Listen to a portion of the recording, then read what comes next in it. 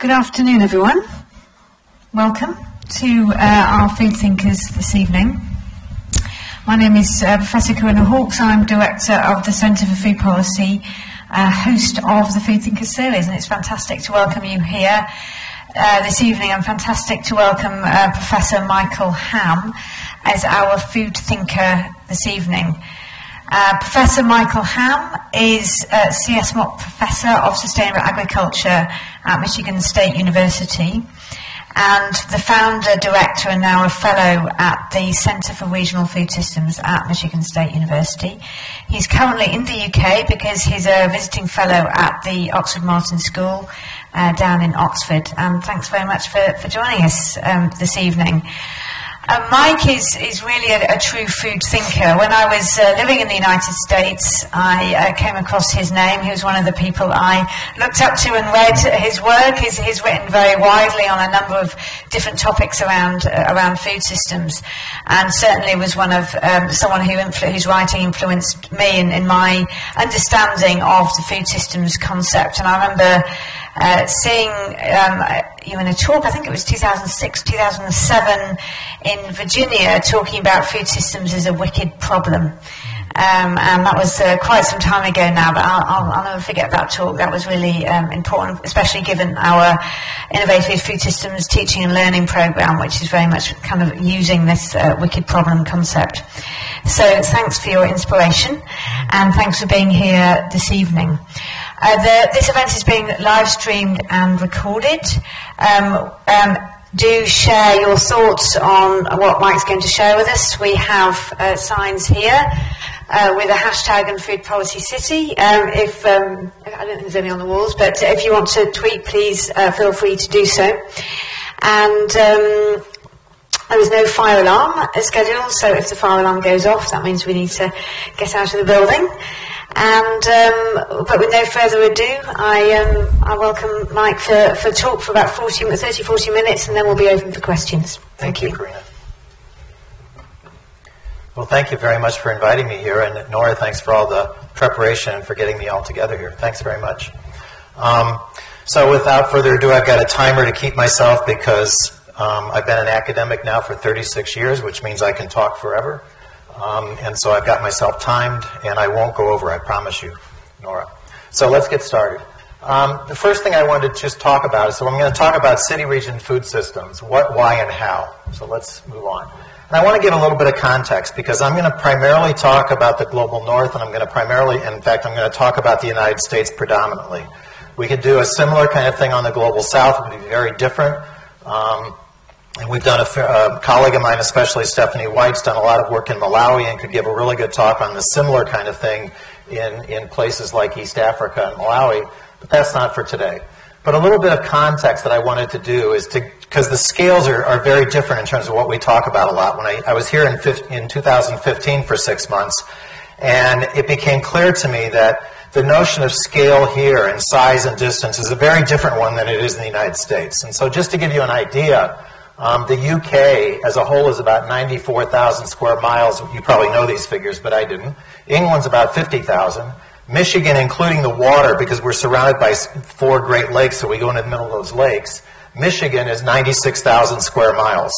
And the land mass of Michigan is 58,000 square miles. So the land mass of Michigan is bigger than the land mass of England. So, and when we think about regional in many cases, as I'll show you, we think about the state of Michigan. As a geopolitical boundary, it's easy to think about.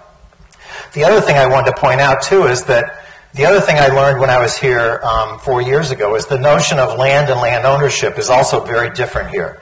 And so I'm not going to try to pretend like I understand it or that I know about it, just like I don't understand Brexit, nor do I understand the politics in the U.S. right now. But just some differences. So this right here, this picture right here is a Google Earth of our household and our land. And so that's 25 acres. It's about 9 miles from my house, from my office at Michigan State. And when we bought it in 2003, the cost of it was less than the cost of a detached house in Oxford in 2003.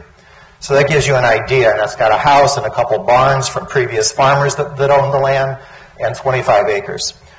So in a place like Michigan in the Midwest, when you get outside of the core suburban areas like out and around Detroit, land is also much different because it's much cheaper, it's much more affordable, and it's accessible by anybody who can either get a loan or has some money. There are ways to get land there. So that's also, I think, very different from some of the situations here. And the other thing to keep track of when we think about city region food systems is urbanization, because in 2014, there were about 1,700 cities with populations over 300,000. By 2030, it's estimated there's going to be over 2,200 cities. So there is a large amount of urbanization. The global north, of course, is largely urbanized, but there's some more that's occurring. The global south is urbanizing rapidly. So thinking about how people are going to be fed as they flood into cities, and as on a global basis, the ratio of the rural population to the urban population goes down, and so how are we going to ensure food security becomes a tricky one. And so let's talk about what. This is a picture I like to show sometimes. Back in the early 90s, we started a student organic farm at Rutgers, which is almost 25 years old now, when I was there. And the woman standing, that's Greg Baylog, who's got his water in the bucket bobbing for apples. But the woman is Yolanda Chen, who is now a tenured professor at University of Vermont and actually is the faculty organizer for the student farm there. So it's kind of fun how things continue. So what is a regional food system? Well, my working definition, first of all, I don't think that we should have food systems in which everything that are completely self-sufficient, we're getting everything from one small area or whatever defined region you want it to be. I think there's a lot of reasons not to do that, because there are going to be unintended consequences. There's going to be climate change. There's going to be maybe droughts, maybe floods, severe winds that knock the crops down and things like that. And so trading schemes and supply chains that go across the globe probably still need to happen. That said, we've probably tipped the scale by going way too far. So I think of a regional food system as one in which that optimizes the production, consumption, supply chain infrastructure of food within a defined region, while integrating with larger regions as well as the national and global supply of food in a manner that provides a healthy, sustainably produced diet to all of a region's inhabitants. So the key word for me there is optimizes or maximizes. You can use whichever word you want in some ways. Okay? And so then the question becomes, well, what's a region? Because in fact, a region is a very fluid concept. Remember a friend of mine who used to be at Cornell and then at Syracuse, and she just retired, Jennifer Wilkins, did a phone interview study in New York State about what did people think was local. And it ranged everywhere from my backyard to the New England states, which is about a 7-state area. So it was a complete, and everything in between. So one can say that region is in the eye of the beholder. On the other hand, there's ways that we can think about defining it. So for us, and kind of the work at the Center for Regional Food Systems, and the way that I look at it is that it's a nested concept. So that inner circle is the Detroit region. So you can think about Detroit and kind of the 10 counties around Detroit, where 52% of the Michigan population lives, as one region. We can think of the state of Michigan as another region, and we can think of the Great Lakes region as kind of the largest region that we would think of in this context. In that case, a number of states and 2 Canadian provinces. And then we can think about kind of what are the kind of most general characteristics we would want to see in that kind of, in a regional food system. And for me, the first part of it is that there's a range of diversities. So we would have a diversity of scale. I'm going to talk a little bit later, because a lot of people, when they talk about local or regional food systems, they think about small, and small is beautiful, and that everything should be done with small-scale farming and small-scale processing. And I'll show you some data that talks about how difficult it would actually be to generate a food supply for 300,000, 400,000, 500,000 people or even more doing that. Diversity of systems. Diversity of production points. So spread it out. I was saying to Karina earlier that almonds are, of course, getting very popular. Where are 85% of the world's almonds produced? The world's almonds, it's in California. And what are the problems they're facing? Well, they're going to have a population growth of probably 14 million, from 36 to 50 million over the next 20 years. And they're going to be pressed for water for a number of reasons. And almonds are a very water-intensive crop, and that water is all irrigated. So it's a problem. So distributing part of a regional food system in terms of thinking of nestings of regional food systems is about diversifying production points. And part of it's about diversifying production strategies. So if we draw a band at about what's about the 90th meridian right now in the United States, kind of up and down the middle of Kansas almost, and Kansas and Nebraska and north and south from there, west of that it's pretty dry, and California is included in that. East of that is pretty humid and pretty wet. Well, why is most of the organic production in the United States in California, besides the fact that they produce a lot of food, it's also fairly dry. They've got fairly light soils, which means they've got good water percolation. So they've got low pest pressure, low disease pressure, and to some extent low weed pressure. It becomes easier to do organic production there. High humid environment, like a place like Michigan, every fungal disease, every pathogen, every insect that there is wants to attack those crops. It's great habitats for it. And so thinking about differences in production strategies so that over time we come to ones that in different kinds of climate in different places that are kind of somewhat place specific become more sustainable and get down to as low an external input as we can in production. And diversity of background. I was just doing scoping some data yesterday for Michigan. And while we have a fairly high population of people of color throughout the state, less than 1% of the farms in Michigan are run by people of color. So how do we go about diversifying that? It's an important thing to do. How do we minimize the external input so that there's as few as possible? How do we enhance the natural resource base and minimize externality developments, i.e. externalizing costs of the food system? So all of these things need to be incorporated into a food system for it to be resilient and for it to be somewhat sustainable. And then what about city-region food systems? It's not there anymore. This is on the side of a building in New York City in Soho.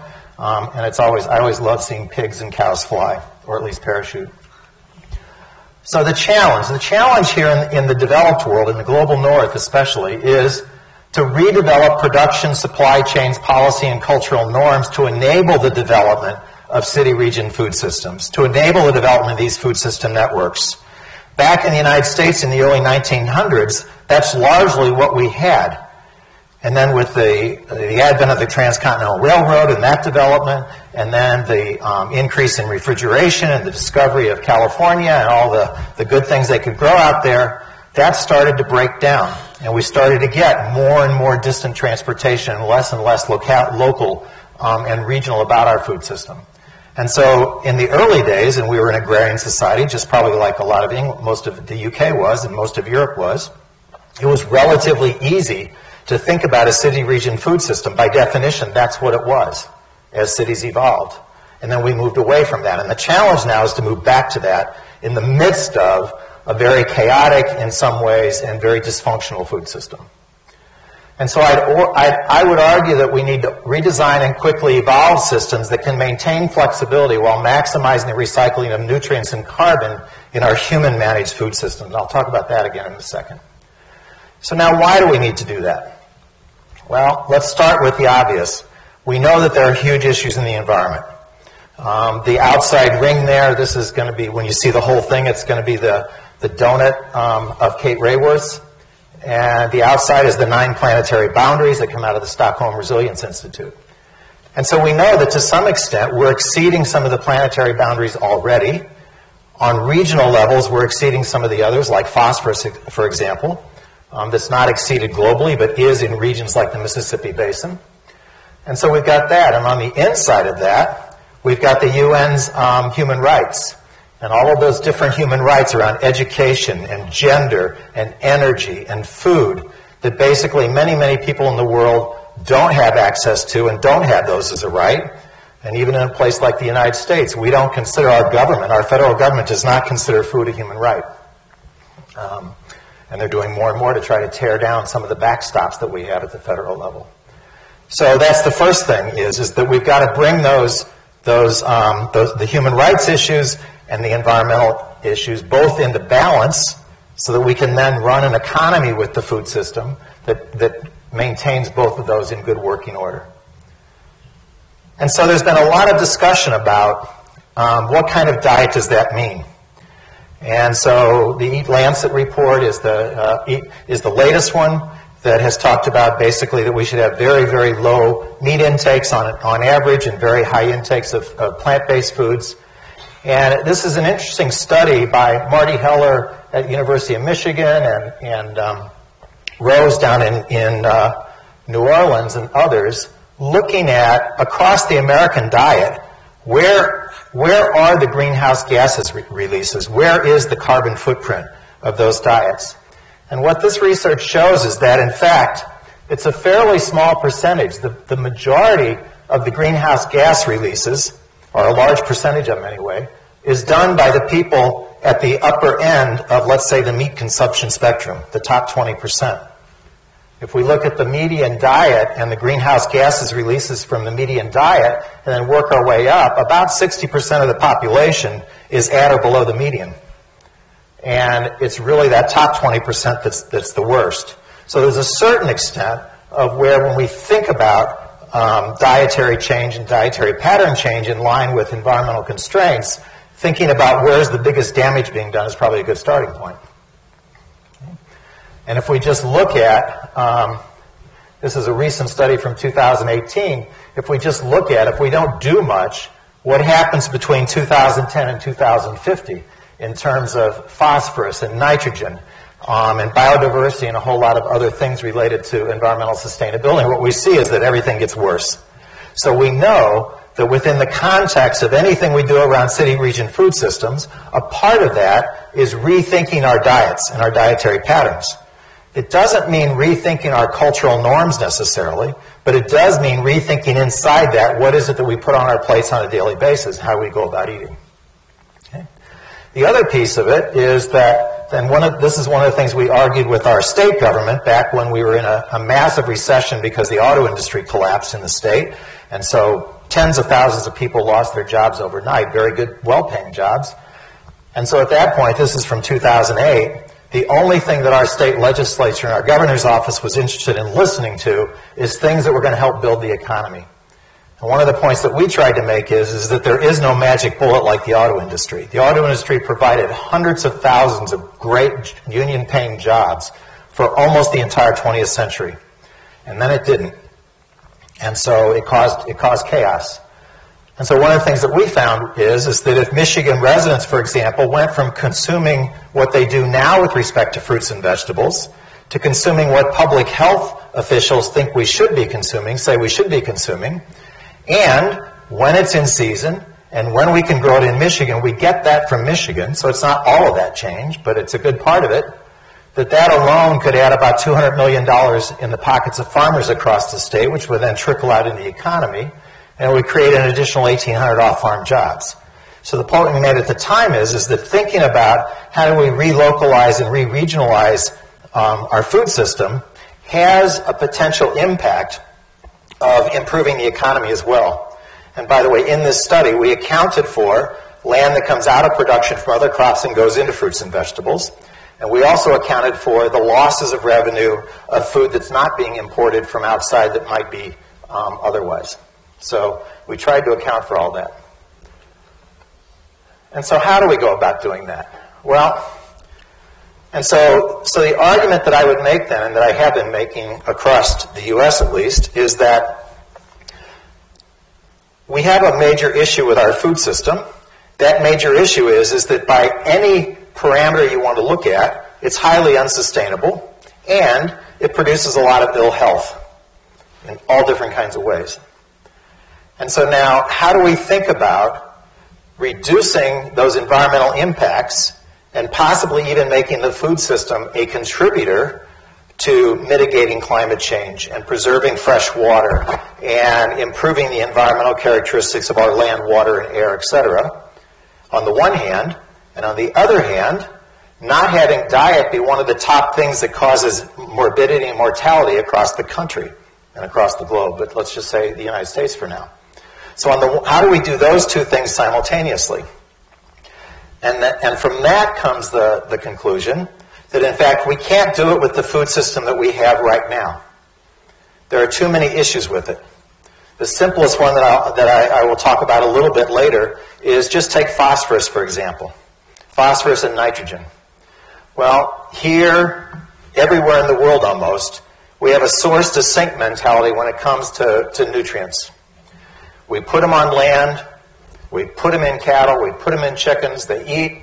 The food gets shipped to us in the cities, we eat it, we go to the water closet, we get rid of it, and that goes somewhere. Where it doesn't go is back to a farm. Most typically where it ends up going is, if we take the United States, the Mississippi Basin, where I'm from, I was raised in St. Louis, Missouri. If we take the Mississippi Basin, an awful lot of that flows into the Mississippi down to the Gulf of Mexico and creates a huge dead zone that's larger than several of our states every summer. And so the shrimpers then are out of business down in Louisiana, many of whom are Vietnamese. And so we can't, how do we go about, unless we think about shortening the supply chains for a large percentage of our food, and unless we think about using some technology to think about how do we recapture those nutrients and recycle that human waste along with that animal waste into farms, how do we do that in such a way that doesn't spread pathogens, doesn't spread heavy metals and other organic contaminants? Unless we start to confront that, we can't deal with the issue of phosphorus and nitrogen. Now, a lot of people say, well, we don't need to worry about nitrogen because it's renewable. It's 70% of the air is nitrogen.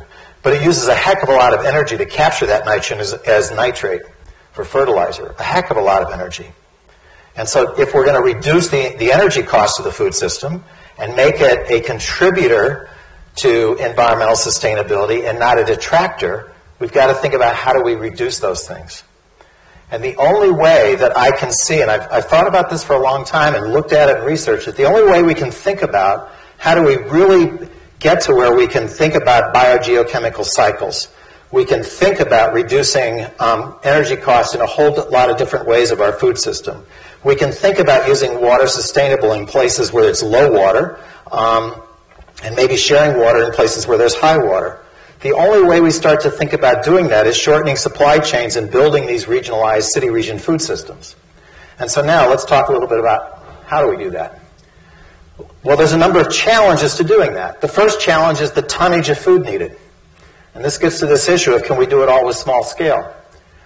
Well, if we take a place like Lansing, which is, we live just outside of Lansing, about 9 miles or so outside of Lansing in a town called Mason, outside of a town called Mason.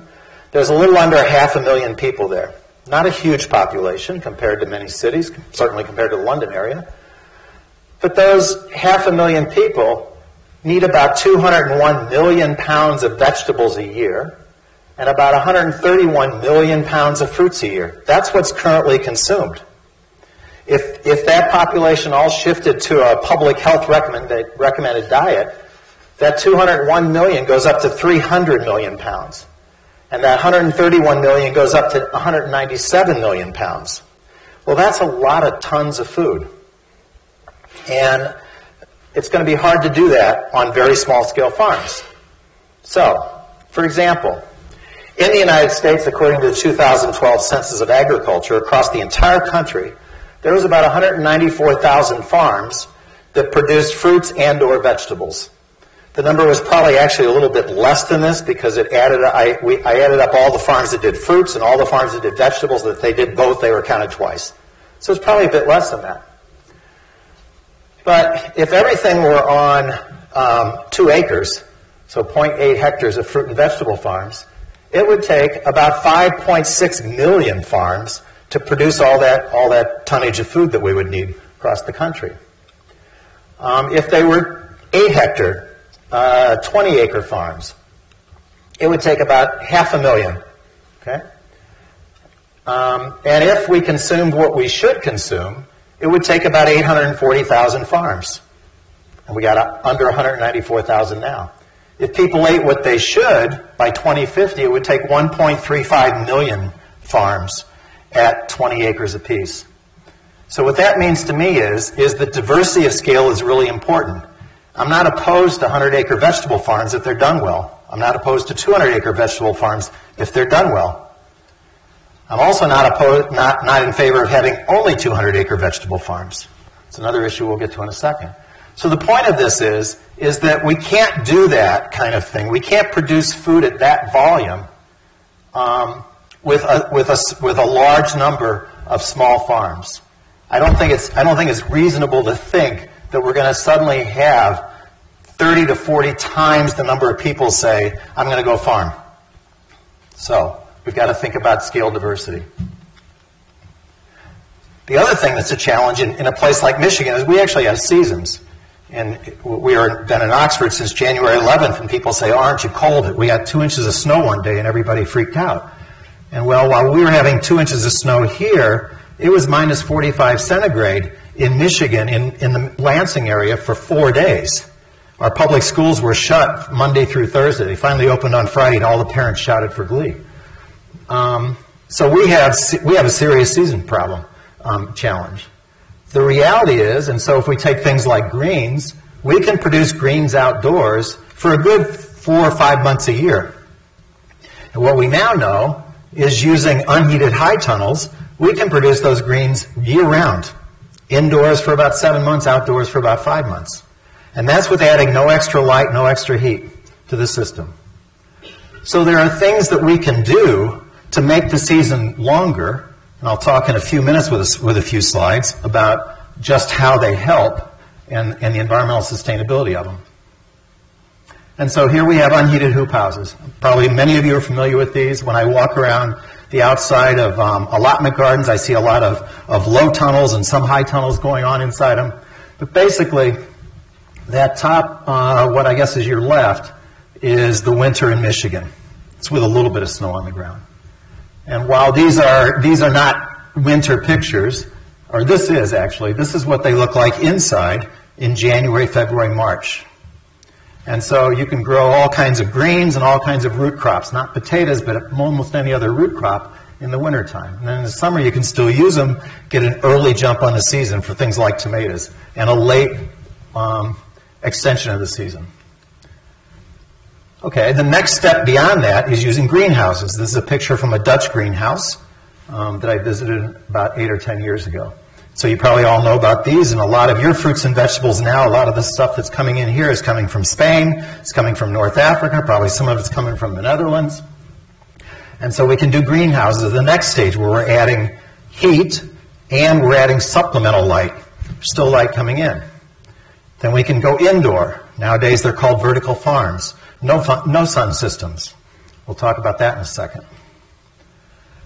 Now, a study we did a few years ago with an undergraduate with me, Rachel Plowecki, we looked at the environmental footprint of growing greens in those hoop houses in January in Michigan versus getting it from California or Arizona, which is where most of it's grown. And in both cases, we modeled organic production. And in this case, we took account of the steel and the plastic in there and amortized those over their lifespan. That plastic covering has about a 3-year lifespan. Steel has about a 30-year lifespan. And if we do that, what we found is that the carbon footprint of growing it here in January is about 1/5 the carbon footprint of getting it from California. Now, we typically hear that the transportation cost of our food supply is only about 17% of the total energy. And that's true overall, because most of the grains that are being transported are going by rail or by barge or by ship, which is pretty efficient in terms of CO2 per mile per ton. But when you're talking about fruits and vegetables, they're either going by truck or they're going by plane. And that's not the same issue. And so when we start talking about high water content foods that have a relatively short half-life, in fact, the environmental cost of shipping is quite high. Now, if we move from doing them in a hoop house where we're not adding heat or light and move them to a heated greenhouse, suddenly that energy cost of heat jumps the carbon footprint quite a lot. And if we move them indoor with no sun, it jumps it a lot because all those moles of energy that are coming from the sun now have to come from LED lights. So this is modeled with high efficiency lighting. Now, if we do it for something like tomatoes, a fruiting crop, it gets even worse when we start thinking about something like that. Because in a fruiting crop, remember, you've got to grow the plant for a long time and use all that energy, use the energy, whether it's the sun or something else, to get that growth before you start to grow fruit. And so in that case, there's the carbon footprint of getting it from California. There's the carbon footprint in the greenhouse, but that's only during warm seasons when there's enough moles of light. You can't do that in, say, December, January, February, March in Michigan. There's not enough moles of light hitting to get growth of the plant and to get fruit set. But now, if you add heat to a greenhouse, again, early in the season relative to outdoors, but late in the season relative to moles of light, it goes up a bit. And now if you add electricity, again, it goes up even more because you've got all that energy you're putting in there to get to the point where you produce a fruit. So, in terms of thinking about city region food systems, in a place like Michigan, what we know then is that there's much more we can do to manage off-season, let's say the non-outdoor season, of production to get a much broader range of products to people. Some of those things we might want to add a little bit of heat in to get them to grow better, to grow more reliably. It starts to become a problem when we start adding lights in. Okay. Then the other thing that is talked about a lot is the potential in places like Detroit to produce a lot of the food inside the city. Now, let me give you an idea first of just how big Detroit is, because it's a very large footprint city. If you take Manhattan, New York City, and the boundaries of Boston, and the boundaries of San Francisco, those three, they all fit in Detroit with room to spare.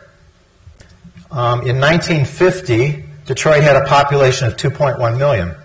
Now the city of Detroit has a population of 750,000. So there's been this massive outmigration of people. A lot of it starting in the 70s, but a lot of it happening as the auto industry started to decay. And so there's a lot of open space in Detroit. It's estimated there's about 25 square miles of open space in Detroit right now. Okay? And so Catherine Colasante, when she was a grad student with me, now she works at the center, did her master's thesis looking at using lot and block data and Google Earth and other things. Excuse me. She looked at if Detroit wanted to, how much of their own food with respect to fruits and vegetables could they produce? She looked at the boundary conditions, basically. And what she found, and she modeled three different types of production strategies. She modeled high productivity biointensive and low productivity biointensive, i.e. Very heavy hand labor. And then she modeled kind of commercial levels of production, i.e. plants in rows. You can use tractors a lot to do weeding and all that kind of stuff. And what she found was that it would only take about 31%, they could grow about 31% of their vegetables and 17% of their fruit on anywhere from 263 to 1,600 acres, which is not a lot in Detroit. If they move up then to, and that's just with field harvest, no storage. If they then move up to field harvest with root cellar storage, they could go up to 65% and 39% on anywhere from 500 to 3,000 acres of land. And if they included season extension, the high tunnels basically, they could now move to 76% and 42% of their production on anywhere from 500 to 3,600 acres of land. Again, this amount of acreage in Detroit is actually not a non-starter. There's more land than that that's open. So the point of that is depending on the city it is, depending on the type of city, there's a possibility of doing much more production in the urban areas. And we should probably have much stronger policies in place. Some cities are starting to do it to allow that kind of thing to happen. And Detroit has an urban ag policy now in the city that they didn't have 7 or 8 years ago. Now, in a place like the United States, for the most part, the coastal cities, that's not going to happen. There's about 40 cities is the estimate, mostly in the Midwest, that are old steel cities, old auto cities, old manufacturing cities that have outpopulated just like Detroit has. Cleveland, Toledo, Flint, Michigan, there's a number of them around. Some that are smaller, some that are larger. So that's a possibility for city region food systems as well. Okay? And then we start thinking about dietary patterns. This is a study that we did. Jennifer Wilkins at Cornell led it. Chris Peters, who's now at Tufts, did a lot of the data, and myself. And in this one, what we wanted to look at, are you all familiar with the low carbohydrate, high protein diet? Sometimes it's called in the States the Atkins diet, the Miami diet. It's basically eat a lot of protein, don't eat any carbohydrates, and you'll lose weight. And so we wanted to ask ourselves the question, how much land would it take for 15 million people to go on that diet and lose weight compared to a My Pyramid diet, which was basically the U.S. Dietary Guidelines diet? And what we found was that it would take about 7 million more acres for people to have that kind of a diet, i.e. about a half an acre more per person than to have a regular My Pyramid diet, maybe reduce calorie intake, increase exercise, and that kind of thing. So the point of that is that whatever the high protein diet like that, and that's what we talk about when we talk about animal intake, virtually, is it takes a lot of land to do that. And so, for example, in the last dietary guidelines for the U.S., I was an advisor to the Dietary Guidelines Advisory Committee because they wanted to put in some stuff on sustainability. And some of you may have heard of this, some not, but basically once it got to Congress, the Republicans in Congress said, and some of the Democrats said, basically no way in hell, and threw it out. Told the two secretaries to just ignore the whole thing. But basically what we said in that is that commensurate with public health recommendations and commensurate with sustainability recommendations, people should consume less meat. We didn't say no meat. We didn't say people had to be vegans or vegetarians. You would have thought we did. But this, just to give you an idea of, on a large scale, what happens when people don't make changes in their diet. And this was done a couple of years ago. In 2020, with population growth, if people consumed the same amount of beef in 2020 as they did in about 2016, it would take 500 million more kilos in the U.S. to feed people that beef. That's about 2 million more cows. By 2050, with population growth, it would be about 2.2 billion kilos more, or about 8.6 million more cows. It's not going to happen. And if beef consumption is kept constant, per capita consumption goes down one way or the other. So the point of this is that we can think about pathways to people, and remembering that the top 20% dietary patterns can produce a tremendous excess of carbon footprint. We can think about, in city regions, how do we collectively and develop new norms within the cities that say that we're going to eat less meat, a half to a quarter the amount that we do now for starters, let's say, and not get to this thing.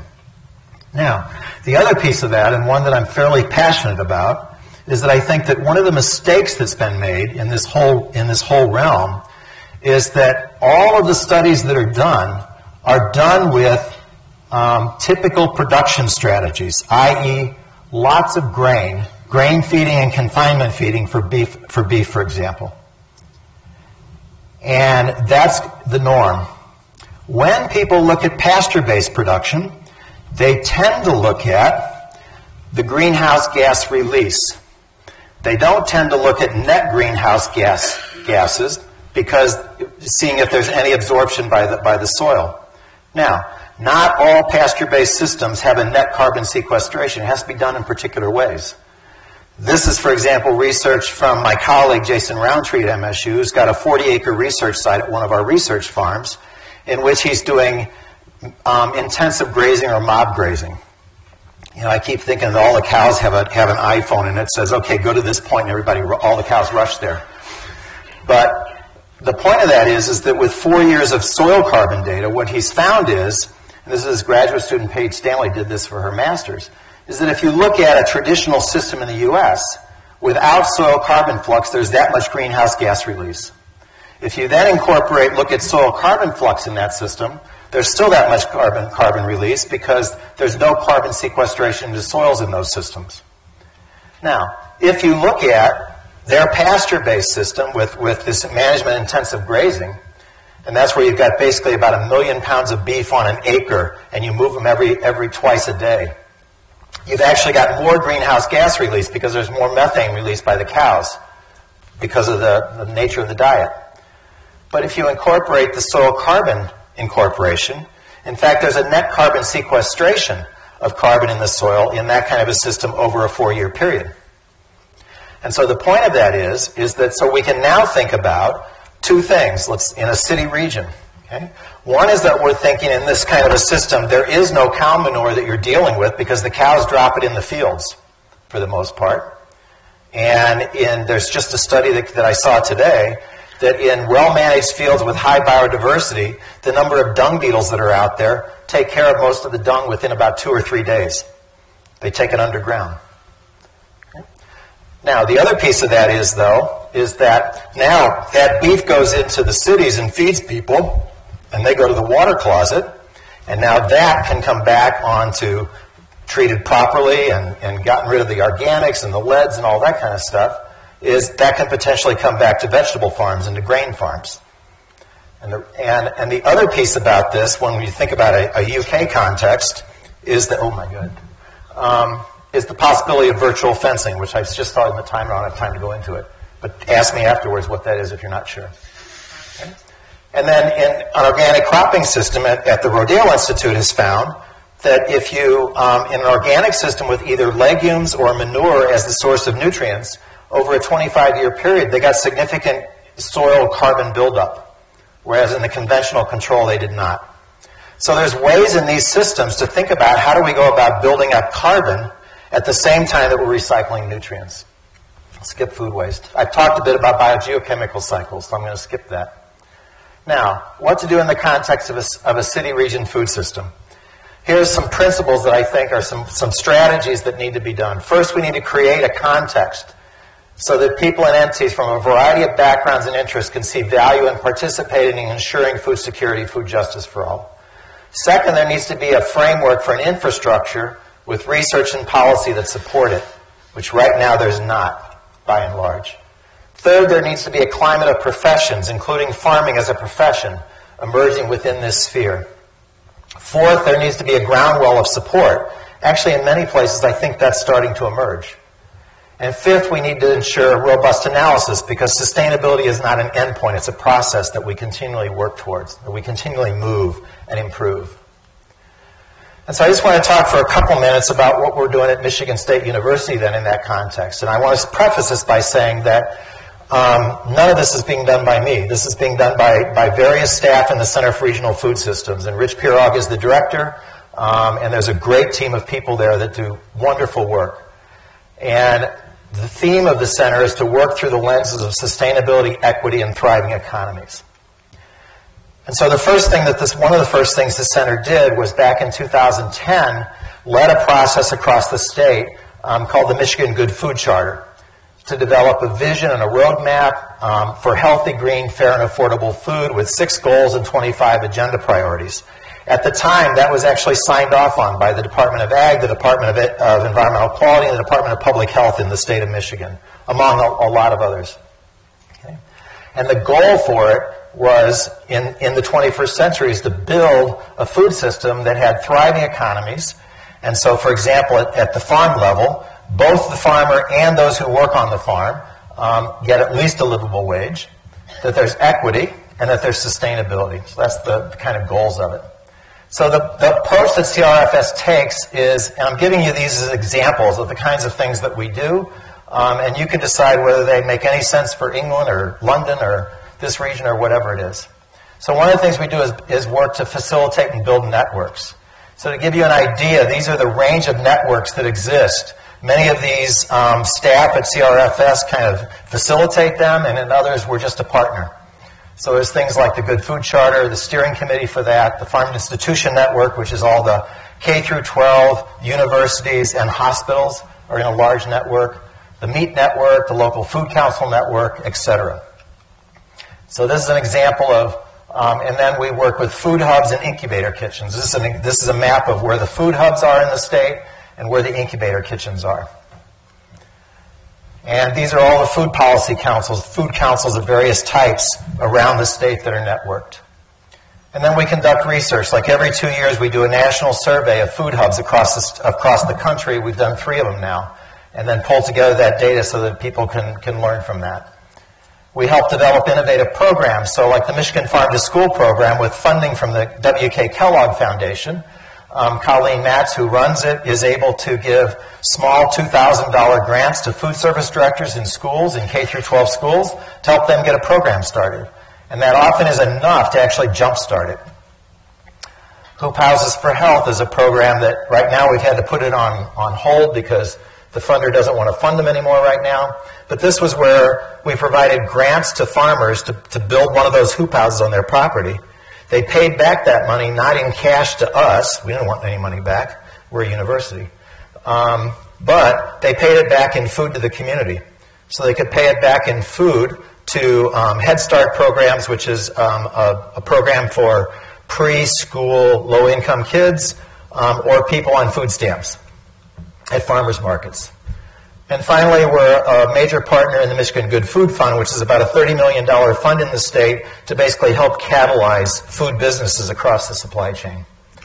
And on that, I'll stop. I'm a few minutes late. Sorry. Sorry, Nora. Just to give you an idea, this is my grandma. She likes her beer. The top left picture there was when she was 94. And the next picture is when she was 104.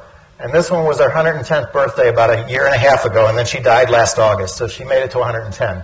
She used to say that her key to success was a six-pack of beer a week, one a day, none on Sunday.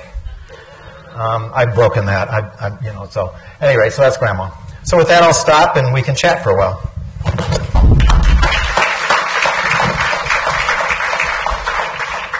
Thank you very much, Matt. That was, I have to say, very, very thought-provoking and true to your reputation as a real thinker and willing to challenge some of the accepted norms in this space and to really think and push beyond that. And our mantra here at the Centre for Food Policy is towards integrated, inclusive food policies, and the integrated piece is very much about how we can bring together these different aspects of food systems, and you did that absolutely brilliantly well this evening, so thank you very much. So the Food Thinkers is meant to be a space for reflection and thoughtful comment, a safe space for questions, so we accept both comments and questions on what's been said. Who would like to start?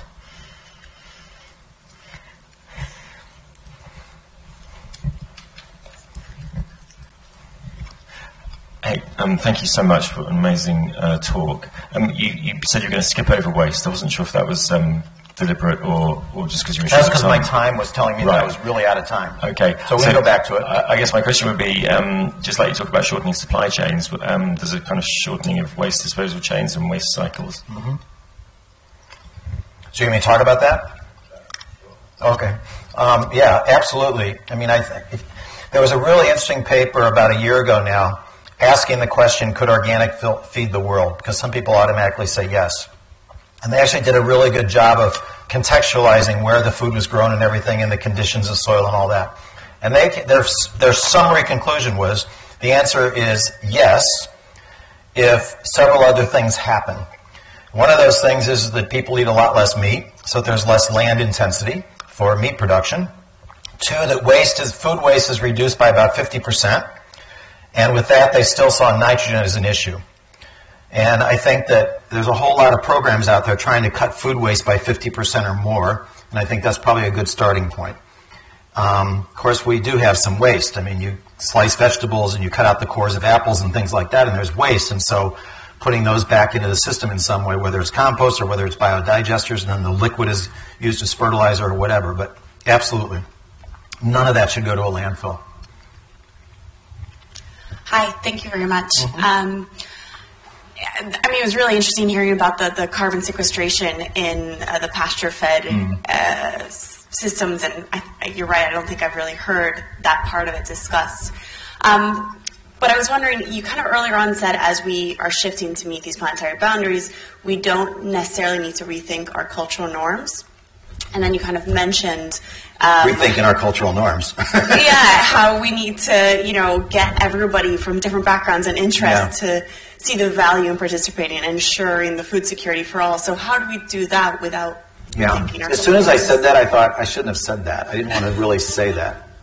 Because the point that I was trying to make is that I think we do have to, especially, let's say, the average person in the U.S., and from what I've seen, probably the average person in the UK, we do have to think very hard about our cultural norms around food.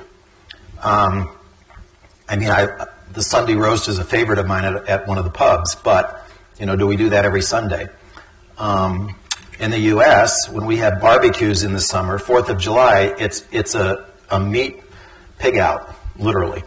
And you know, there is a truth that I think we have to rethink that very carefully, and not so carefully. We have to reduce that. So, in a sense, our cultural norms do have to shift pretty dramatically. We have to shift from one that thinks about meat as the center of the plate to one that thinks about meat as part of the side of the plate. And the vegetables, let's say, are the center of the plate. And we're a long way from that right now. But again, I think the study that Marty Heller and his colleagues did looking at the quintiles of greenhouse gas emission, to some extent, like you can say almost 60% of the population in the U.S. is kind of there. I mean, there's probably some decrease there that could occur too, but it's really 20 to 40% of the population for which this has to be really rethought. So I think the whole point about coming together as a city region is thinking about, there's almost that 60-40 split there. And you can almost think of it as everybody talks about, there's always a 2/3, 1/3 split in a lot of these kinds of things, and that's kind of what we have here. So to some extent, there's a cultural norm, I think, developing around reducing our environmental footprint with respect to food, and there's a sector of the population that's significant, let's call it a third, for which that's not happening at all, and in fact, if anyway, there's a rebellion against that. And so that's, I think, going to be the tension in some cases, in many cases. Does that answer your question at all? Hopefully. Okay. Or I'm curious if you want to talk about some of those strategies for changing that, but people. I should have said, would you mind giving your name and institution before you ask your question, please? Thanks, Karina. Howard Frumkin from Wellcome Trust.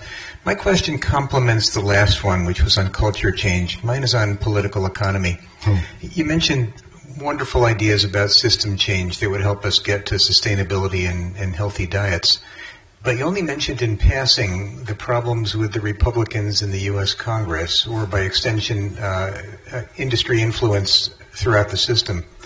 It's very hard to imagine making the changes to get from here to there without grappling with some of the vested interests.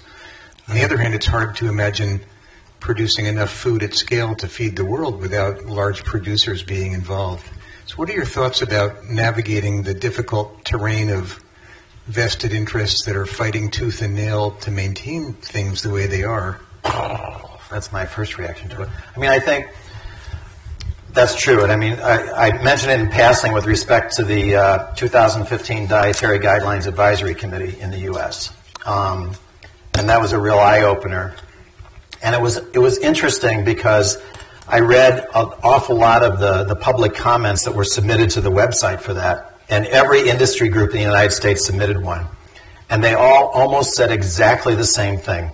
They said, our industry X, over the last 10, 20, 30 years, pick your decades, has reduced our environmental footprint by X amount. And therefore, don't bother us. None of them can consider the plate of food. It's always their portion of the plate and how they're improving the situation. But if their impact on the situation is here relative to where we want to be and they reduce it to here, so what? So yes, it's a huge problem. Now, I think one way to start, so you're in the philanthropic world, and in the U.S. we have a lot of philanthropies, and a lot of them are funding in food now because it's a good thing to do and it's a cool thing to do and all that, and people like it. And I think that to an extent, the philanthropies have not been heard sufficiently on how the research structure in the federal government for food and agriculture needs to change. So I mentioned that thing, the carbon footprint study with beef production. The problem with it is there's only a couple studies that look at that. The reason is because nobody can get them funded. And my friend Jason has spent a number of years trying to get a relatively small, by global standards, amount of money to do a global network of carbon samplers on their pasture-based farms, and he can't get it. And he struggles to get federal grants to do his money. So I think a part of it is to me, one of the first, because I'm an academic, one of the first pushes is really pushing the government to shift its funding priorities. Now, the other piece of it is, right now, it's a good time to have a conversation in some ways because most of the commodity growers are not making any money. And just looking at some recent data from 2018 about what the average income was of farmers. And depending on the crop, it was anywhere from minus $70,000 to plus $100,000 or something like that. And the majority of farmers lost money. And they will probably lose money this year, too, for a variety of reasons. And so I think a lot of those conversations, I think that's why city regions are important. If cities remember that they're dependent on rural areas, and rural areas are dependent on urban areas.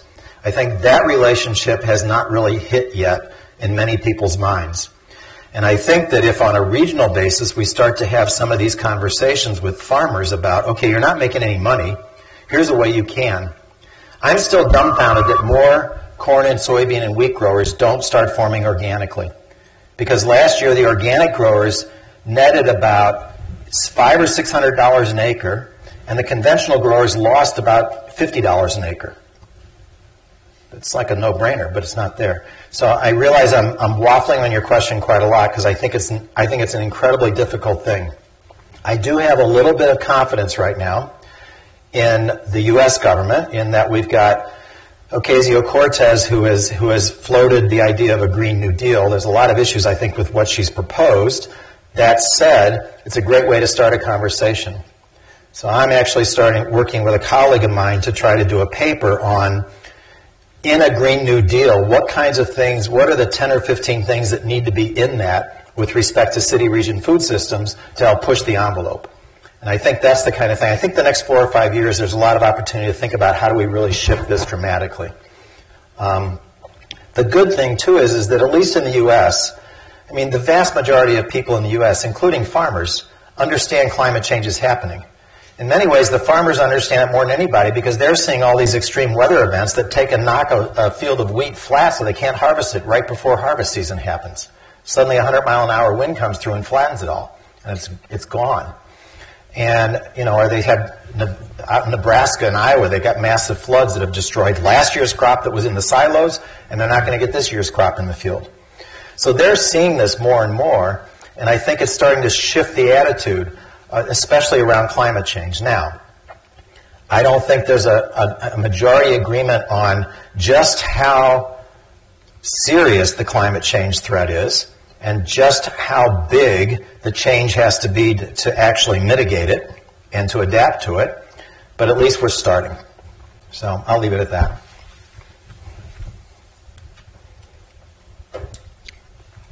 Hi, thank you.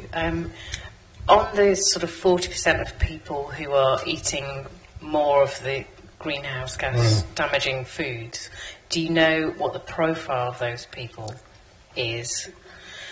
And are there any suggestions of ways to bring them with everyone else so they're not disenfranchised and distressed that their view of the food system and what they'd like to eat is a threat? Yeah. So the answer to your first part of the question is easy, no.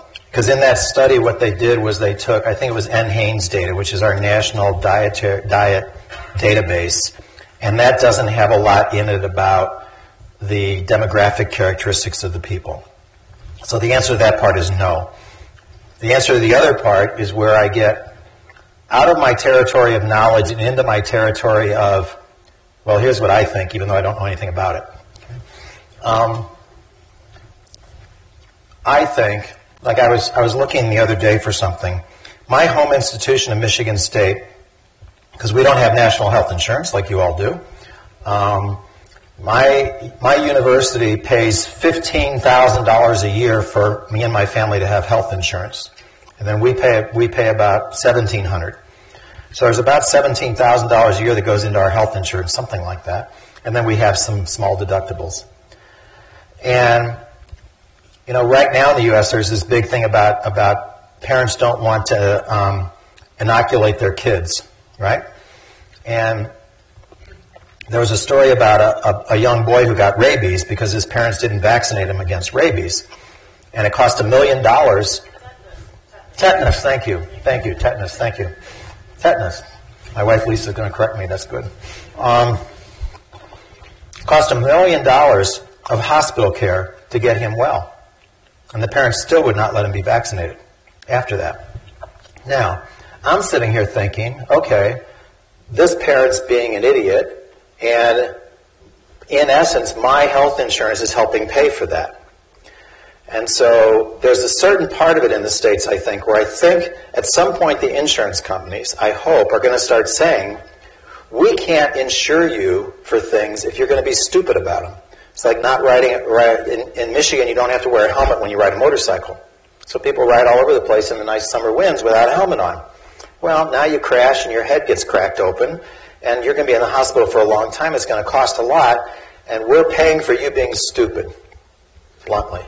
So I think there's a part of it where I think the insurance companies are going to have to start having some restrictions on their coverage, and I think that will start to shift it. And I think the other part of it is that I think, too, now the problem is since so much employment is going to part-time and contract employment, there's not as many employees, so it's harder to do this on a large scale. But the other part of it to think about is there's a thing in psychology called default theory, and some economists are starting to have been working with it for quite a while. And the default theory says that whatever the default is, 2/3 of the people will choose it. The best example is there's an example in New Jersey of enrolling in your company's pension, not pension, but 401k plan, your retirement plan. And when you sign your employment papers, if you're automatically enrolled, but you have to check a box if you don't want to be, 2/3 of the people are enrolled in the plan. In other companies, if you got to check a box to be enrolled, otherwise you're not, 2/3 of people are not enrolled in the plan. Okay? And so there's this notion of how can we take things like default theory and make the default choice the healthier choice. And so the example in like a school lunch line for us in the U.S. is kids, of course, like chocolate milk and strawberry milk. Why? It's very sweet. They add an extra 17 to 23 grams of sugar to every little carton of that. And part of what they've done there in some lines is they take that milk and put it in the back and put the white milk in the front. And now most of the kids choose the white milk because it's easy. And the consumption of chocolate milk went down in a couple of experiments there. So there's ways to think about that. So I think that's another one, is thinking more and more, and I don't have a good answer to that part of it. I do think there's going to have to be some cudgels, basically, and I think insurance is probably one way to think about going about it.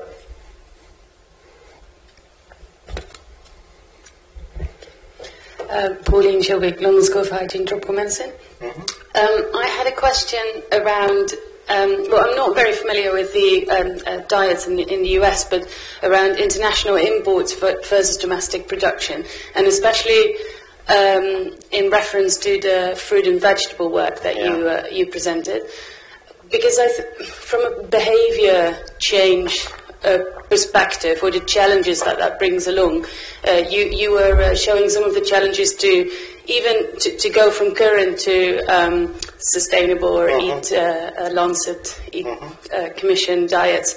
That would require a lot of extra land and a lot of production. But I think on top of that, isn't it that we've become very used to having these year-round access to all these international fruits and vegetables, and so even if you were able to produce that in hoop houses or greenhouses, or these won't be the varieties that people are currently consuming. So it would not just be can you eat more of what you're eating now, but it would be can you eat more of the fruits and vegetables that we can produce locally, which is a larger behavior change than initially thought. That is, and so there's a piece of that my fear is that time is going to kind of solve that one for us.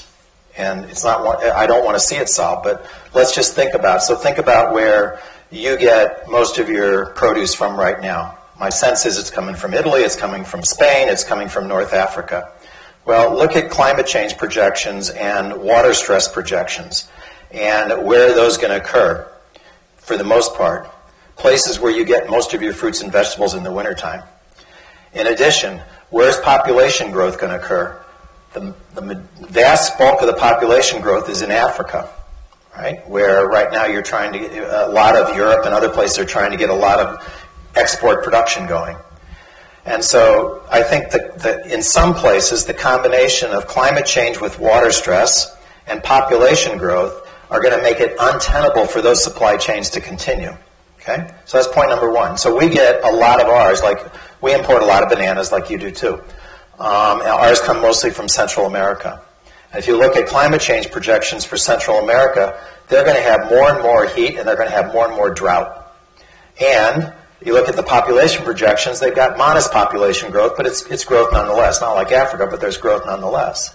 And so I think it's going to be untenable. I mean, a real-life example of that is all of the terrible stuff and the chaos at our southern border and everything the Republicans want to do. Well, a lot of those people that are hitting the border trying to come into the U.S. as refugees are Guatemalan. They come from the cities of Guatemala. And the cities are very violent. So they're leaving the cities, the violence of the cities to come north.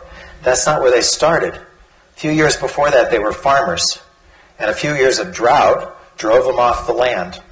So in reality, they're climate refugees coming north. The estimate is that Guatemala alone is probably going to have 10 million more climate refugees over the next 20 years.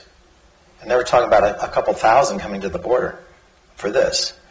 So, so I think that the whole issue of where we get our food from is going to change. And the question is, are we going to be smart enough to put processes and practices and supply chains in place in things like city regions so that we can anticipate that change and not have it cause chaos in our food system and not have it cause a lot of conflict in our urban areas when the poorest can't get any food or can't get the food to speak of. When you start talking about acreage, the other point that I wanted to make about that is compared to grains and compared to meat or compared to beans, fruits and vegetables don't take up much land. So in Michigan, I think we calculated that to go from what we eat to public health recommendations and producing what we can and all that kind of stuff within that, we'd only have to take about 2 or 3% of the current corn and soybean land out of production and put it in fruits and vegetables.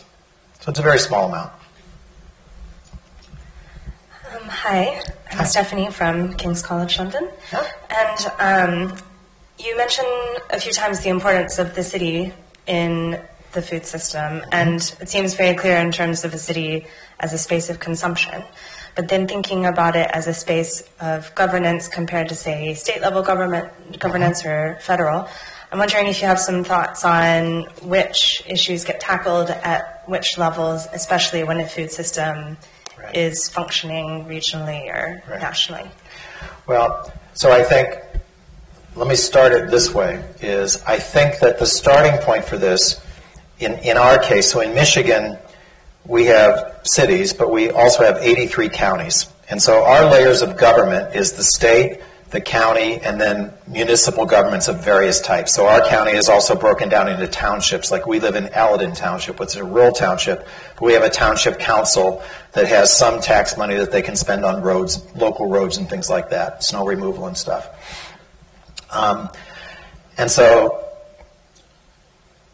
there are also some aggregations of counties into multi-county governments that do get some federal aid, federal money that comes especially through, I think, the Department of Housing and Urban Development that comes into those multi-county regional governments. But those in general are not that active. So the first point I would say in a place like the U.S., I think we need more robust regional aggregation of governmental units. So let's say in the Lansing area, the thing that I'm trying to model right now is Lansing sits in Ingham County, which is where we also live, and then there's 7 counties that touch it if you go around it. So if we take those 6 counties, if we take those 6 counties plus Ingham and say, let's look at how a regional government in there with equal say among the various regions so that rural doesn't get outvoted all the time by urban, how can we now think about those working together for everybody's benefit? So I think we actually need not so much a new layer of government, but and many of these multi-county efforts are for regional planning. And I think that's what we do need more robustly, is to think about which counties would be part of a city region, in our case counties or something like that, and how do we aggregate those into a regional planning unit that can focus on, right, from my standpoint, the food system. They might also focus on transportation or other kinds of things. Or they might have another focus on waste reduction. But I think that level of regional planning, I think, is actually critical for something like this to occur. And I think there needs to be, at the federal level and the state level, there needs to be incentives for those to happen with respect to food and planning. And I think, to some extent, there are already avenues for that to happen, and I think they can be made more robust, and they can be done in a better way, and they can probably be done with different kinds of aggregations than what there are right now in some cases. Okay. Peter Sims, Greenhouse Think Tank. I've seen some work by the Post-Carbon Institute in America around the Great Simplification. I wondered if you knew about that. Around what? The Great Simplification, I think, was their recent paper, but looking around food resilience. I wondered if you'd seen it and could comment. Is this the one that talked about rural is going to be the future? Yes. Yeah. Mm-hmm. And then my second point was, you mentioned in terms of timeframes, and there'd be water stress and various climate-induced timeframes, but looking at what the IPCC have said to do with, we've got 12 years to get to grips with the making the changes, is it not an even more urgent that we need to change to limit the impacts of climate change? If we wait till climate change forces us to do some of these things, it'll be too late for the 2100 or 2050. Right. Okay, so the first point, so there was the Post-Carbon Institute published, there was a report published out of it, and the basic thread of it was that if you think cities are the future, think again, rural is the future. Now, I read that with great interest, and my take on it actually was that they were almost talking about city regions with rural as a really important partner that was going to be more robust than it is right now. And so I didn't agree with the way they said it, but I did agree with basically with what they said for that reason. Okay?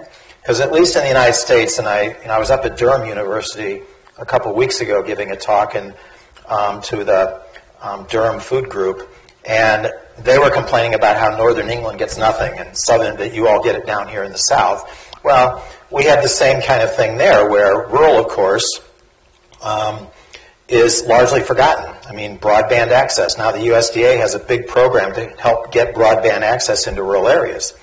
And, it's hard to revive, in this day and age, it's hard to revive the rural areas without broadband access in many ways, okay? So that was point number one. What was your second question? Sorry. Around 12 years on climate change and quicker than people. Well, ideally we would respond quicker. I mean, ideally, I was a senior in high school in 1970 when the first Earth Day in the United States happened. And ideally, we would have started responding then. Well, we did. I mean, we cleaned up the waters, although now Trump wants to get them dirty again. But there was a lot done. But in terms of all of this, nothing was really done. And we're still doing incredibly little relative to what we have to do. And that's why I think, for example, the Green New Deal that in the House and the Senate was dropped in both places. And remember, that was not a bill. That was not a piece of legislation. It was a document that was voted on to open debate on legislation. That's all it was to open a conversation. The Senate, the Republicans in the Senate couldn't see that happen. And so the reason I'm excited about that and think that that's important is because at least what that says is we've got to act quickly. Now, the quickness with which they say we need to act is not possible. And so it gets trivialized because it's just not possible to do that. And so, so I think something that's a little bit very, very looking out there very hard, but also in touch with reality simultaneously needs to be done. So yes, I think we have to move very fast. I think that I think that, for example, the amount of corn, wheat, and soybeans that we produce in the United States is untenable. I mean, at a minimum, for example, good research out of Iowa State shows that if probably in the Mississippi Basin as a whole, if we took the right 10% of land out of production and put it into permanent cover, we would reduce the flow of phosphorus and sediment down the Mississippi by 85%. Okay? But that's tens of thousands of landowners. In the United States, land rights is sacrosanct. So it's all got to be voluntary. Right? So I think that there are many things about this that, frankly, if we're going to get ahead of the curve and not just go down the path of going to 2, 2.5, 3 degrees centigrade, if we're not going to go down that path, there's a lot of these things that cannot be voluntary.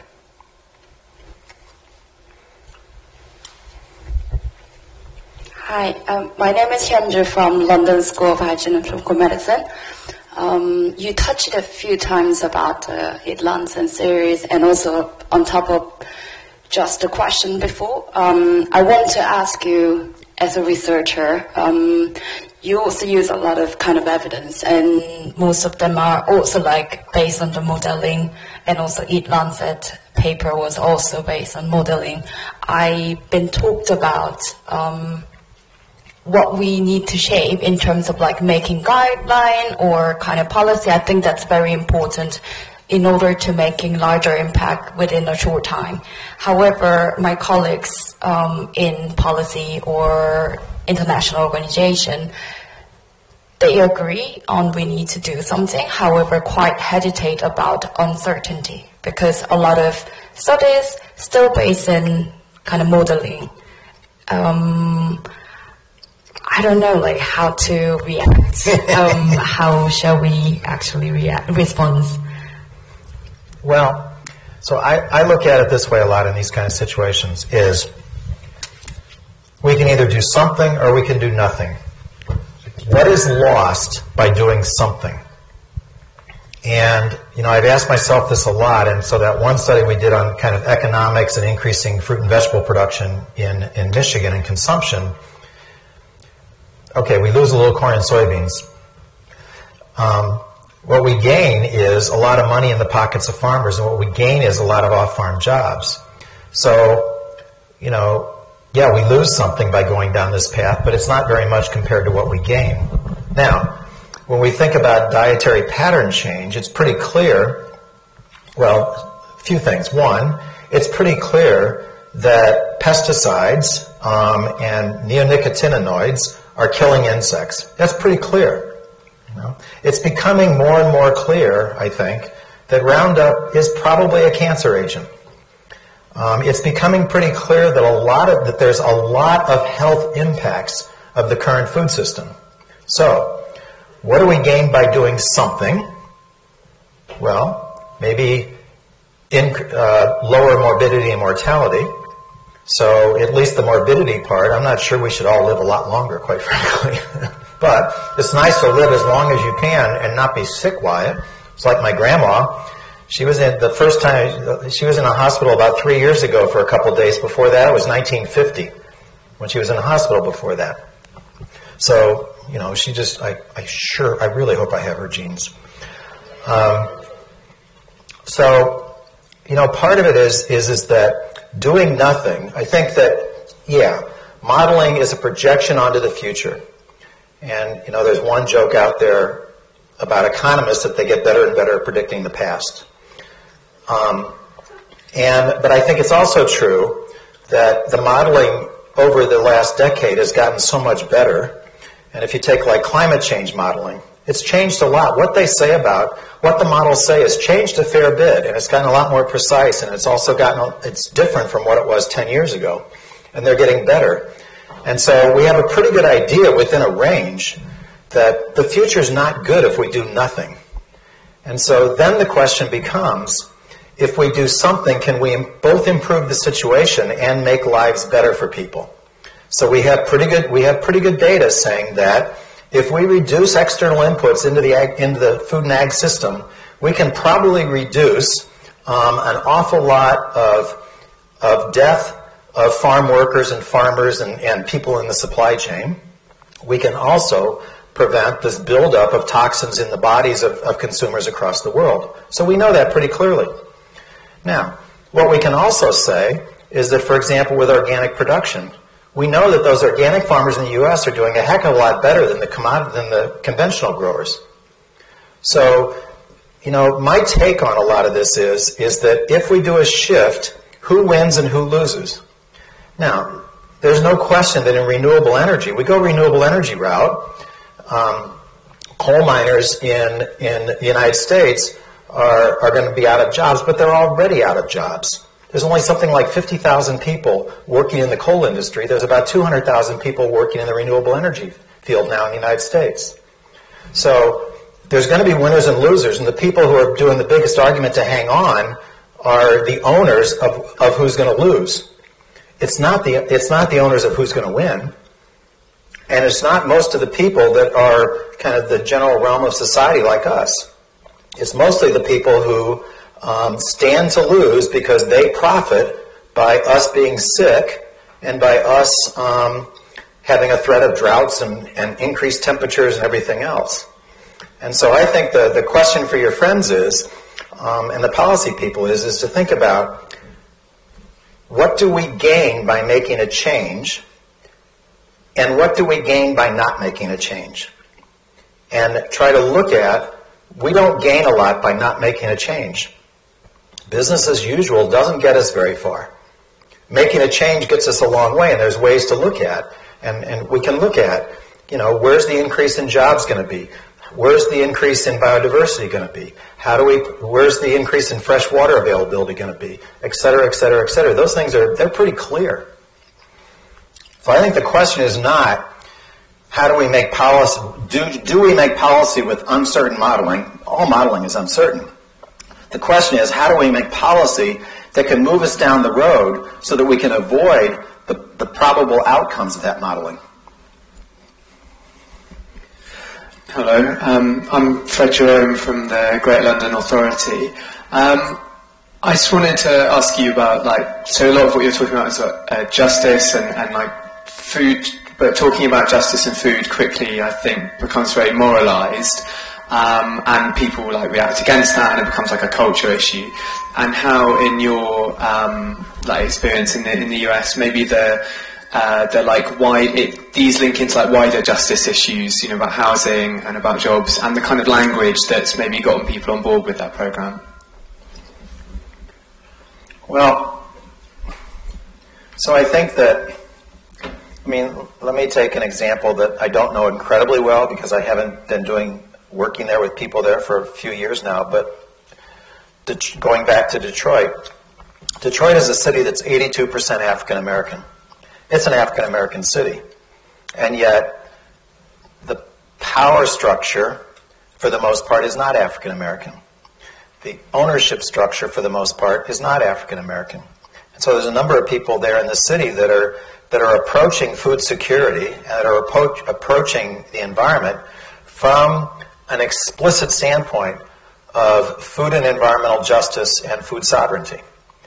And they're doing that because they functionally have almost no power in the sense of the formal power structure. And they should. And so I think that in many of these places, people on the ground in communities, depending on the community, that's the direction they're going to come at it from. I've had some really fun conversations with some people, some friends of mine that work in that city and live in that city.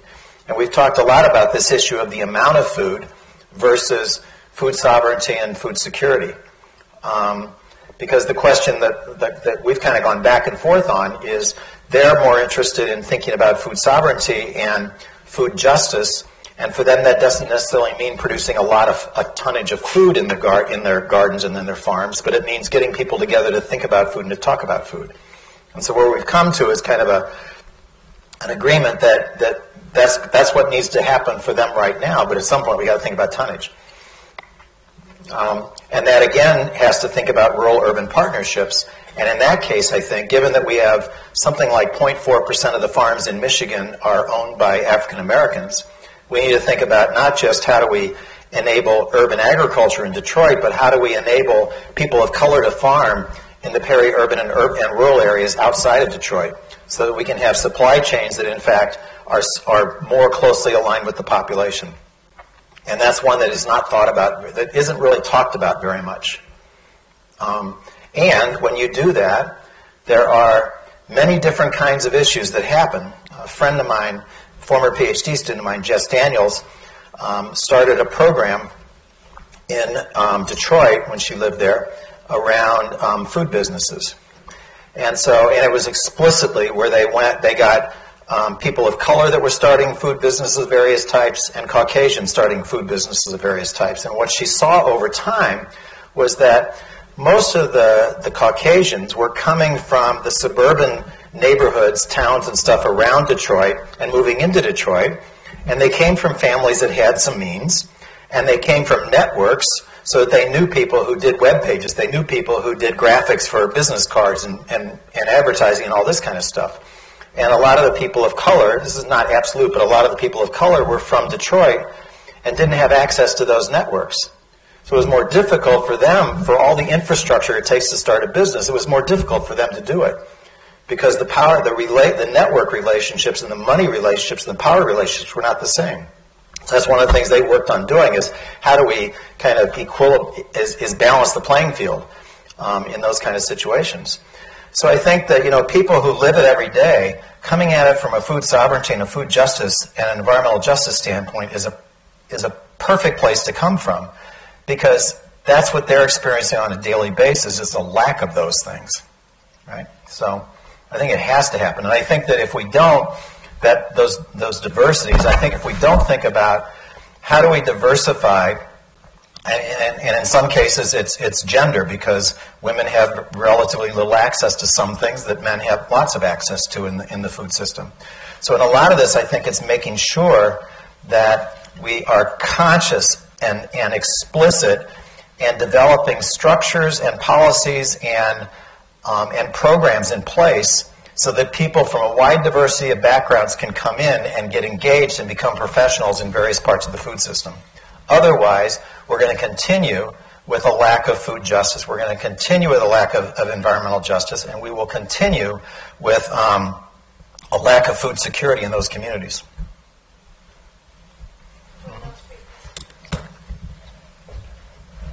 It's a bit of a silly one.